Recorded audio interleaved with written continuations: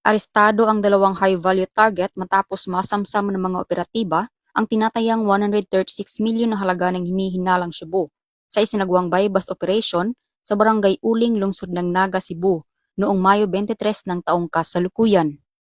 Ayon kay Police Lieutenant Colonel Dexter M. Calacar, Chief of Police ng City of Naga Police Station, pinangunahan ito ng PIDEA Cebu Provincial Office, katuwang ang mga operatiba ng PIDEA IISIOU, Provincial Drug Enforcement Unit, City of Naga Police Station, Provincial Intelligence Unit, PNP Drug Enforcement Group, at Philippine Coast Guard Intelligence Unit Central Visayas.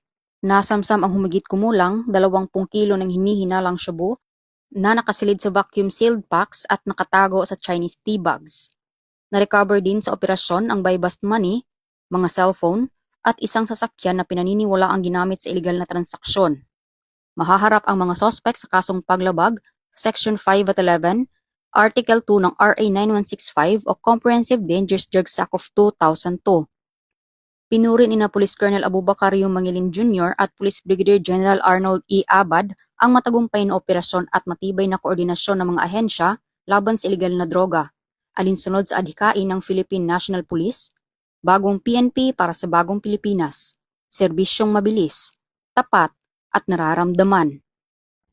Mula dito sa Central Visayas, ako inyong Police News Network Correspondent, Patrolwoman Flora May Asares, alagad ng batas, tagataguyod ng Balitang Pulis.